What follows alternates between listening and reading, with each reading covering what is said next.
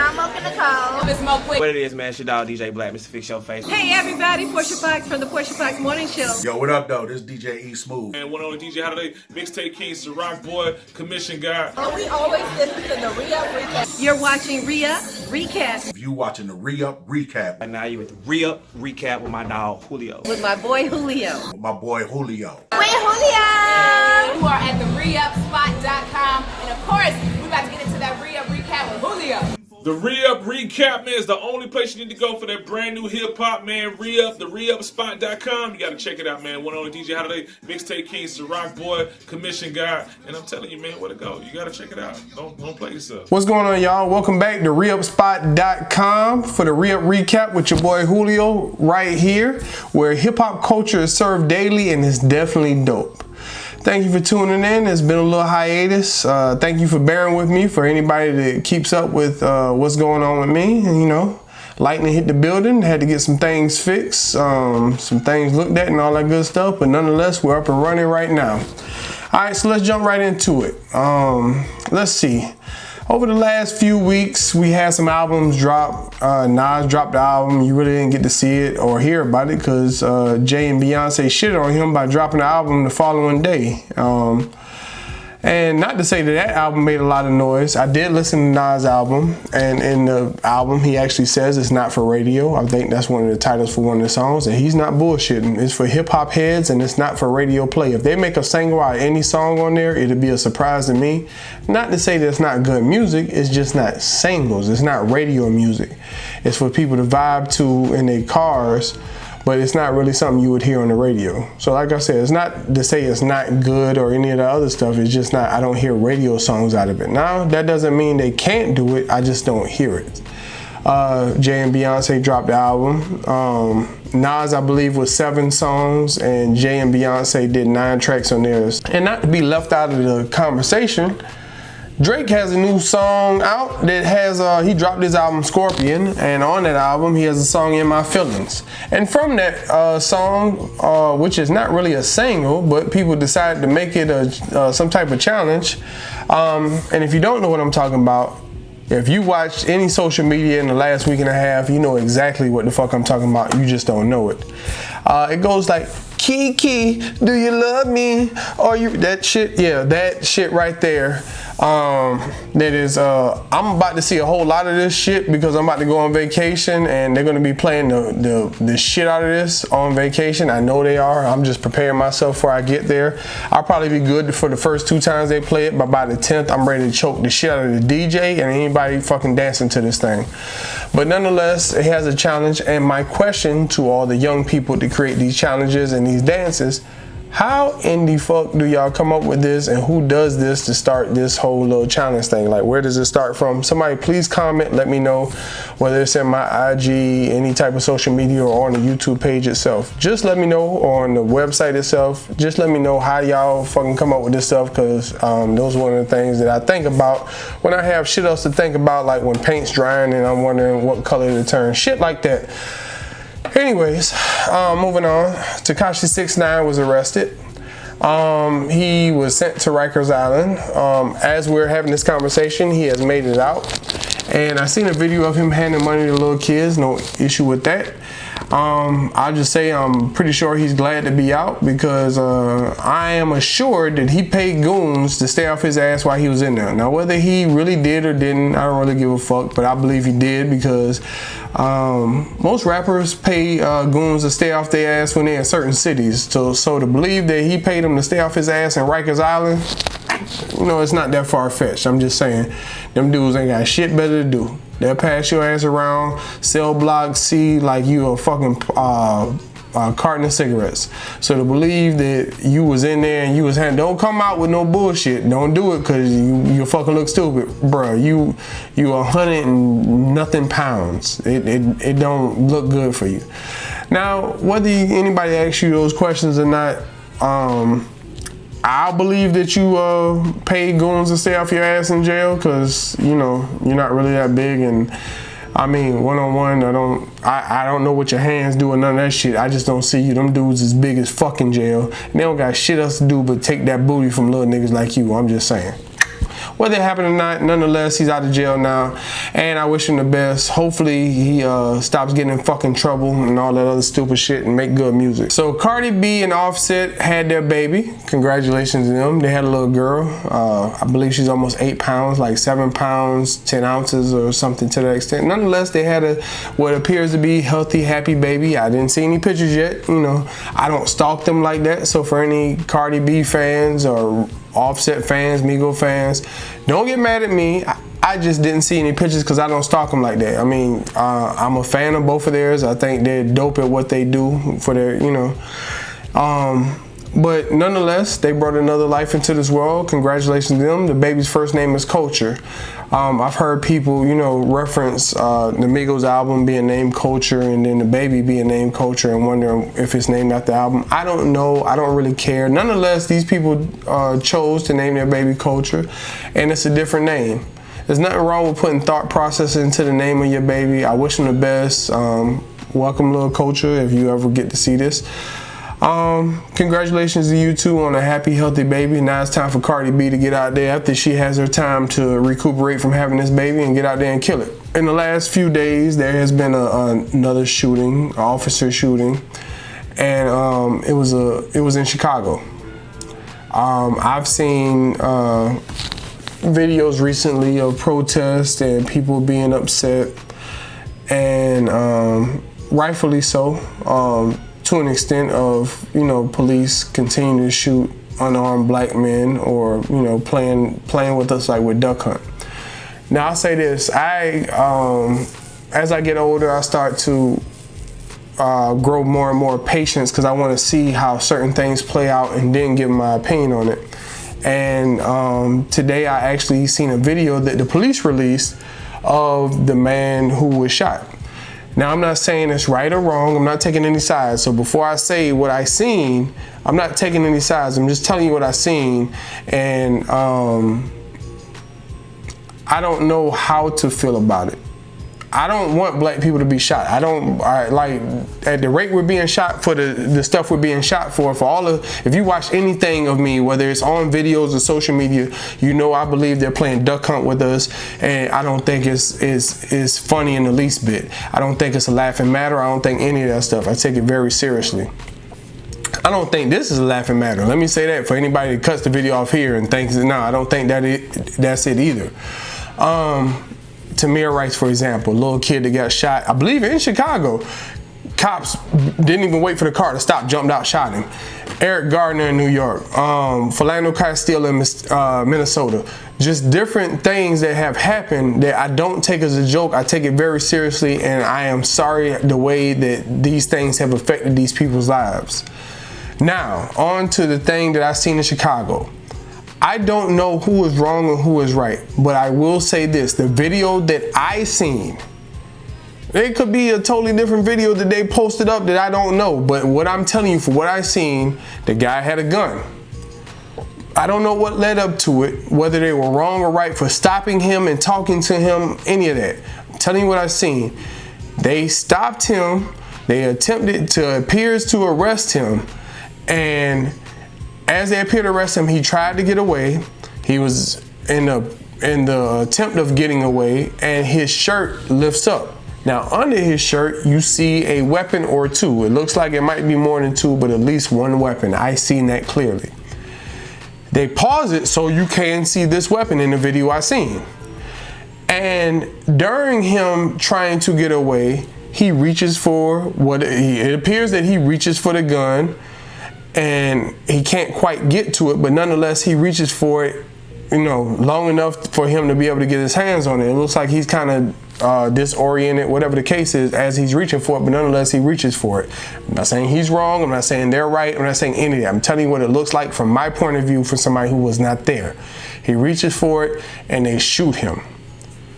Now I'll say this, as a person, black, white, or otherwise, as a person, if I see you reach for what appears to be a gun and I have one, I'm gonna shoot you before you get to yours. I'm not saying the cops are right, I'm not saying he was right, I'm not saying any of that. What I'm telling you is what I seen. it appears that they would be in the right if he's reaching for a gun, because as you know, first of all, you got to carry yourself to a higher standard. Not that it's right, but as a black man, you have to carry yourself on a tightrope when dealing with the police. You cannot reach for anything. You can't even reach for a fucking cell phone, let alone some shit that really does look like a pistol towards the police, you know, and act like you're about to shoot. Hell, you ain't even got to act like it. You can't reach for that shit. So I will say this.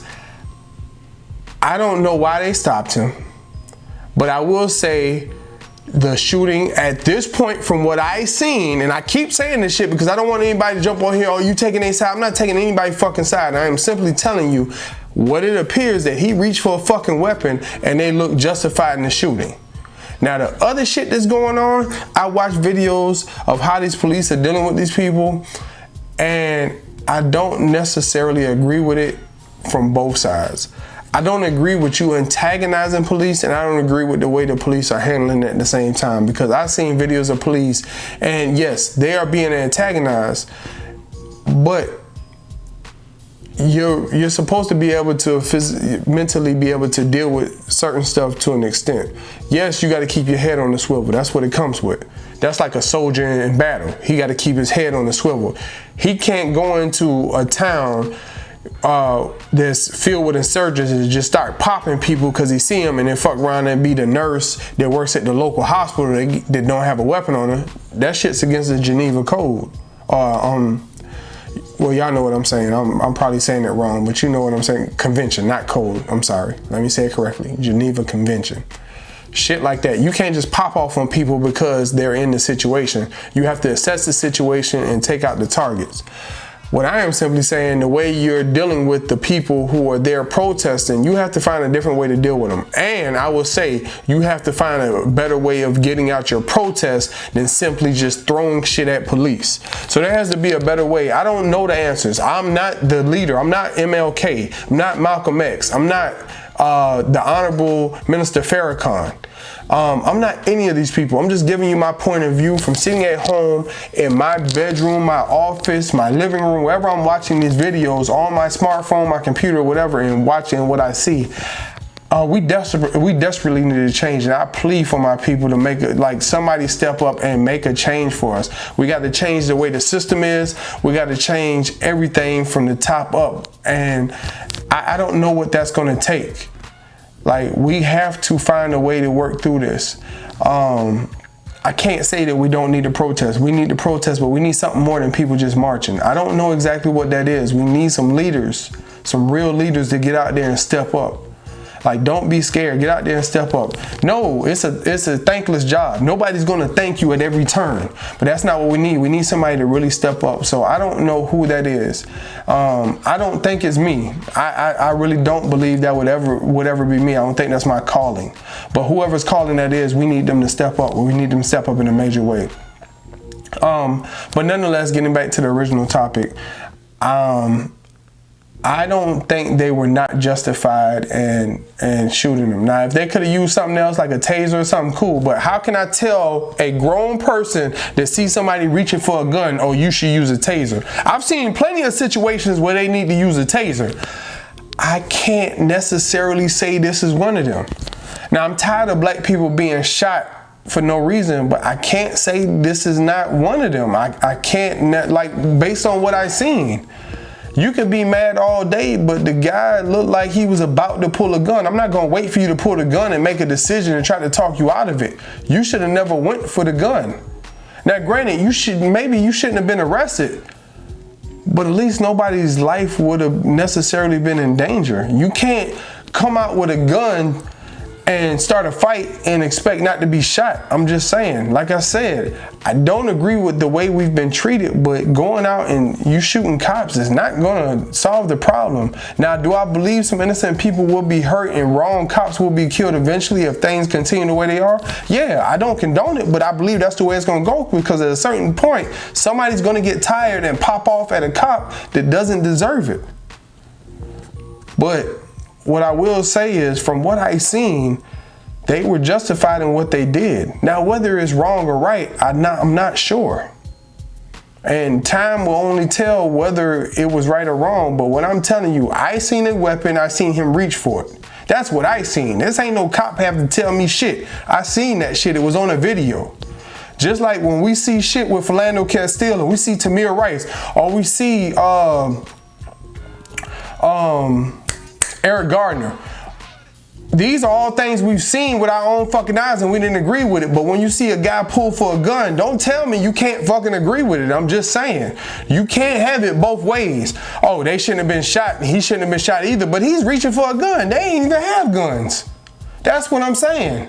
So we need to figure out a way. I don't agree with what happened. I wish this guy would have never pulled his gun on or went for his gun on around cops or none of that stuff. But we got to figure this out. I'm tired of seeing people, period. They look like me or otherwise. I'm tired of seeing senseless deaths. All right, moving on. Let's get into some happy type stuff. Let's talk about sports. All right. So, Julio Jones. I'm an Atlanta fan. Y'all know how I do if you've been watching. He's still holding out. Now, I'll say this. I don't agree with anybody that still has multiple years left on the deal, that actually got paid at the time they were supposed to get paid. Not like a Steph Curry deal that he had to take a discount because he was hurt. No. When Julio Jones signed the deal, he signed it as the second highest paid receiver in the league, and you couldn't really argue he was behind Megatron. Do your homework on who Megatron was and why that was a good deal at the time. I don't have time to go into that. I've done it plenty of times. He's holding out, and he's not the only holdout, but I don't agree with his because these people are holding out with 1 year left on their deal, not 3 years left on their deal. And whether I agree with it or not, you got to go get your money. So if it works for you, Bubba, do your thing. Go get your money. Hey, I can't tell you not to get what you feel you worth. I don't think they should pay you jack shit. Let me say, once again, Julio Jones is my most favorite player in the league right now. He really is. I don't think they should pay you jack shit. I don't think you performed above your contract. I think for all the tools and all the distractions that you bring on the field, all what you draw, that you're worth every dollar that you get. But I don't think you outperform what you got so far. So that's my point on it. I don't think they should pay you jack shit above it. They shouldn't change your contract. They don't have to. They hold all the leverage. What you gonna do? Hold out? Okay, you sit on the sideline. They don't pay you jack shit because you're not playing. And then you still can't go nowhere because you're under contract. So it's a lose-win type situation. They lose because you're not on the field. You lose because you're not making no money. So you still don't get what you want. They don't get what they want either. But nonetheless, they're still in the same situation. And I'm saying it from a fan point of view. But what I am telling you as a business, hey, get what you can. Shit, look at what Alex Rodriguez was able to do. He got all that money and they won one World Series while he was there. I think total he pulled out like damn near 500 million out of their ass, or close to 400. Nonetheless, he still got paid based on being overpaid twice. Not once, but twice. So yeah, if you can get your money, pimp, get your money. I have no issues with it. I don't think they should pay you shit, but if you can get out of it, cool. Do your thing. I just need, if I can do their thing and be the first team to win a Super Bowl in their house. That's all I care about. You can get your money in the process, cool. All I know is we got some players to pay coming up in the next year. So, hey, if you can work it out. If you can't, fucking get your ass to camp. Let's win the Super Bowl. All right, moving on into basketball. The summer of LeBron. Once again, this is the trilogy in this whole LeBron free agency thing. Part one. He went to Miami. Part 2, he went back to Cleveland, and now part 3, he's in LA. I felt like he would be a Laker based on everything I was seeing and reading and hearing and everything, that he would go to the Lakers, and they pulled it off. He really didn't make anybody wait. It was no fanfare, none of that, like the announcement when he went to South Beach, none of that stuff about where he was taking his talents. It's just an announcement that popped up on the screen a day or two after free agency started. All right, so you got him in LA, and then a day or two, maybe even 3 or 4 later, Boogie Cousins signs with Golden State. Now, I'm going to say this first after all the stuff I watched and heard, but I haven't heard anybody break it down the way what I'm about to say. And you could say I'm hating and I'm hoping. No, I'm giving you what I think. Now, whether it happens or not, whole different fucking ball game. But nonetheless, I'm giving you what I think. Okay, Boogie Cousins signs with Golden State. On face value, there ain't a fucking team in history that can beat that 5. I'm sorry. Them playing that full thing, there ain't a team in fucking history they can beat that 5 as constructed. You can put together all your dream teams all you want, then it would take that to even compete with that team. You got 5 fucking all-stars on the starting 5. That's crazy, first of all. Alright. But the real of the situation, Boogie won't be back till after the All-Star break, January, February, March, something like that, depending on how fast he can come back and them feel secure with his health. All right, free agency going into next year. Klay Thompson's a free agent going into next summer, and then the following summer, Draymond's a free agent. Why would you bring that up? Well, it's a fact, and the way you have to deal with this shit, you have to actually really look at the situation. If Klay Thompson does not tell them, I'm going to sign with you as a free agent, he doesn't reassure them, you have to trade his ass. If you do not trade him before the trade deadline and he makes it into the summer, you get jack shit for him unless it's a sign and trade. That's the only way you get anything for Klay Thompson, and then at that point it's still bullshit. Like, nobody's ever won, and I can't remember one time somebody doing a sign and trade and they actually win in a situation in a sign and trade. You get bullshit in a sign and trade. And the player does it so they can get max money out of the situation. That's the only way, that's the only reason players do a sign and trade. All right, and then the following summer you have Draymond Green. That you, once again, you have to make a decision. He's already come out publicly and say he's not taking no shorts. And why would he?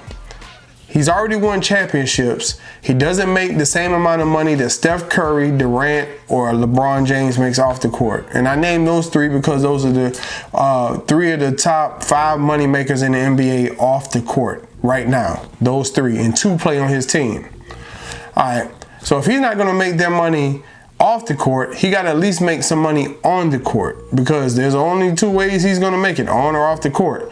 So he has to get the max money he can possibly get. He's already won championships, so his stock is sky high. So if you can't get it there, you got to go get it somewhere else, because at the end of the day, you got to be able to provide for your family and live the way you want to live once you retire and hang up those sneakers. So what they're facing is Steph is under a max deal. If you want to keep Durant, which you do, eventually you're gonna have to pay him max deal money whenever he decides the fuck that is, if he ever decides to sign a max deal with him. And then you got 3 players you're gonna have to make a decision on whether they're worth max money. 1, after this year, you're gonna have to make a decision whether you feel like Boogie made a full recovery and he's worth max money. 2, you're going to have to decide whether Klay is worth max money, because if you don't give it to him, somebody else will. Now, your max money is different than theirs because you can offer him more, but nonetheless, he's still worth a max deal. So you got to worry about that. And then 3, you got to worry about Draymond. Once again, whether you're going to pay him max money or somebody else will. And nonetheless, he'll still get it, whether he gets it with you or some off-brand team. Those are the 3 you have to worry about. So this dynasty could be on the verge of a breakup in the next 6 months to a year. I mean, personally, I don't really care. I mean, I'm a LeBron fan, so of course I want him to win. But whether your team breaks up or not, I mean, it's all for good TV for me. But at this point, realistically, once all 5 of you are fucking healthy, why would we even watch basketball? I'm not saying it's a bad move. I salute y'all for being able to do it. I just don't think you can keep it together based on these people all wanting to get paid. And they all can get paid. Klay can knock down 30 points in a fucking quarter. You got superstars that can't give you 30 points in a quarter. He did that shit already. So he's going to get paid whether you pay him or not. Draymond is a horse. He does everything. He rebounds. He can shoot decently from outside. I mean, he's a bully, what you need on a team. And he actually goes out and gives you everything. I mean, playing on the winning team kind of makes you want to play even more because you're winning, so you want to give everything while you're out there. But nonetheless, still a great asset. So it's interesting to see what'll happen over the next 6 to 12 months. But mark my words, this year, the first year King James is in LA, he will make it to the Western Conference Finals. Notice I said Western Conference Finals. Depending on what they load him up with, he may have a shot to get past him. I don't see it based on them 5 playing in Golden State. But depending on how this summer ends up playing out, because it's not over with. Nobody knows where Kawhi is going to go and all that good stuff and how everything else is going to play out, because you still got restricted free agents that are still worth, something. Marcus Smart, restricted free agent. He's worth something on the right team. Not saying he'll be a Laker, but nonetheless, you always want to look at good pieces. He's a good piece. Whether you like him or not, the cat can really play. So it'll be interesting to see what happens. And by the way, I'm not a Hawks fan, but salute to Trae Young. I think he's going to be a great asset to the team. And now they have Jeremy Lin there, so it's only a matter of time before they either buy out Schroeder's contract or find somebody to take him on. Now, my understanding, he's dealing with other troubles that teams don't really want to take on. But nonetheless, so long Schroeder. If they keep Jeremy Lin on this roster, so long Schroeder. And I'm not saying Jeremy Lin's a better player than Schroeder. I'm not saying Trae Young's a better player than Schroeder. But that's 2 point guards. You're not going to keep 3 and pay them all money. You're not paying Trae Young because he's a rookie, but nonetheless, you're not going to keep 3 point guards. One of them got to go. Schroeder's the oldest one, and he hasn't been able to get it done, so he's gone. I'm just saying. But that's it for here on the Re-Up Recap with your boy Julio. Thank you. Make sure y'all tune in. I won't be back next week because I'll be on vacation. Aloha, bitches. Hey, but I will be back after that. It'll be more and more and more and more and more.